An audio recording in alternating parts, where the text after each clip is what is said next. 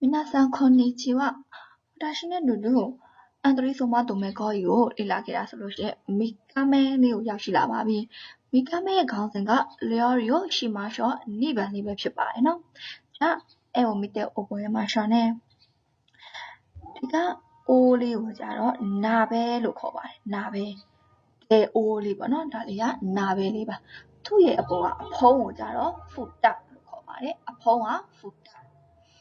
ဟုတ်ပြီအဲ့မှာဆိုလို့ရှိရင်ရောက်ထူစွန်းပေါ့နော်လိုပုံစံဟင်းရီခတ်တဲ့ရောက်ထူစွန်းကိုကြတော့အိုတာမာလို့ခေါ်ပါတယ်အိုတာမာနောက်ထပ်တစ်ခုကကြတော့အကျော်အိုးကိုကြတော့ frying pan လို့ခေါ်ပါတယ် frying pan အကျော်အိုးပါအကျော်အိုးကိုကြော်တဲ့ခါမှာဆိုလို့ရှိရင်ဒီလိုမျိုးရောင်းမှမျိုးအပြားလေးကိုကြတော့အပြားစွန်းလေးကိုကြတော့ frying ခါရရှိလို့ခေါ်ပါတယ် frying ခါရရှိရောင်းမှပြောတာပါနောက်ထပ်တစ်ခုထမင်းပေါင်းဦးကိုကြတော့ဆွေးဟန်းခီလို့ခေါ်ပါတယ်ဆွေးဟန်းခီထမင်းခတ်တဲ့ဇွန်းကကြတော့ရှာမိုးကြီးလို့ခေါ်ပါတယ်ရှာမိုးကြီးထမင်းခတ်တဲ့ဇွန်းပါ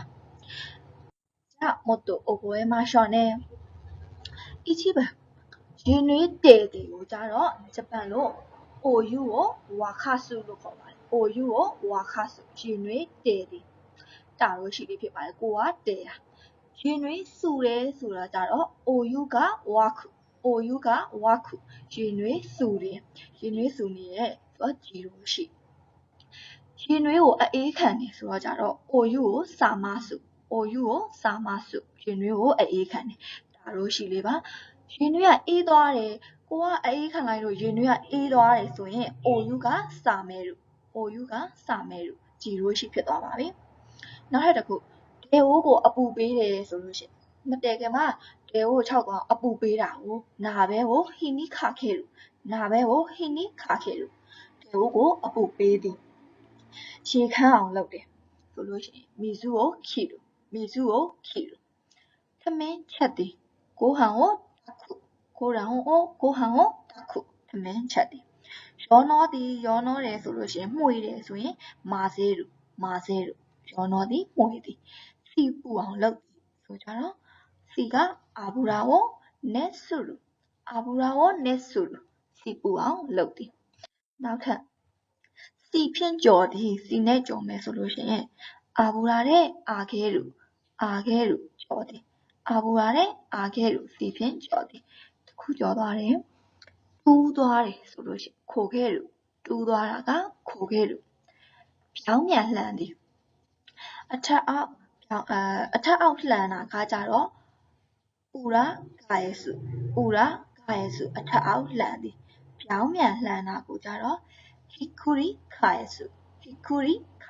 ပြောင်းပြန်လှန်သည်နောက်ထပ်တစ်ခုချက်ပြုတ်သည်ဆိုကြတော့နေရုချက်ပြုတ်သည်ပုံမှန်တဲ့ကြက်ဥတွေပါတွေကိုတောင်မခေါ်တွေကိုပြုတ်သည်ဆိုကြတော့ယူရဲရုပြုတ်သည်အရသာထည့်သည်ဆိုရင်အာကြီးကိုစွတ်ခဲရုအရသာထည့်သည်နောက်တစ်ခုကြော်ချက်သည်ကအီတာမဲရုကြော်ချက်သည်စားထက်ထည့်သည်ဆိုလို့ရှိရင်ရှီကိုခူဝါအဲရုစားထက်ထည့်သည်ပေါင်းသည်အသားငါးတွေပေါင်းတယ်ဆိုရင်မုစုပေါင်းသည်နောက်ထပ်ငရုတ်ကောင်းဖြူးသည်ဆိုတော့ကြတော့ငရုတ်ကောင်းကခိုရှောဖြူးတာကဖူရုခိုရှောဖူရုငရုတ်ကောင်းကိုဖြူးတယ်ခိုရှောဖူရုအရသာမီးစမ်းတယ်ဆိုရင်အာကြီးမီကိုစုရုလို့လည်းပြောလို့ရတယ်အာကြီးမီကိုစုရုလည်းရတယ်နောက်ထပ်တစ်ခုအာကြီးကိုမီရုအရသာမီသည်အတူတူပါပဲ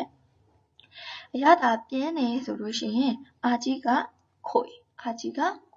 အရသာပြင်းတယ်ပေါ့တယ်ဆိုတော့ကြတော့ဥစွီအာကြီးကဥစွီအရသာပေါ့တော့ဆက်တယ်ဆိုရင်ခါရိုင်းကဆက်တော့စားငံတော့ကရှီကိုခါရိုင်းစားငံတော့ဖြစ်သွားပါတယ်ရှီကိုဆိုရင်စားနဲ့ခါရိုင်းဆက်တော့ပေါင်းလိုက်တဲ့အခါမှာရှီကိုခါရိုင်းစားငံတော့ဖြစ်သွားပါတယ်နောက်တစ်ခုချင်တော့စပိုက်ချင်တော့ပါစုကစပိုက်ချလကာရချင်နဲ့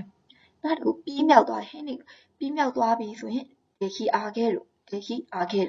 င်းချက်တာတော့ပြီးသွားပါပြီဆိုရင်ဒေ Deki Agariဆိုပြီးတော့စကားပြောပိုင်းမှာအသုံးပြုပါတယ်자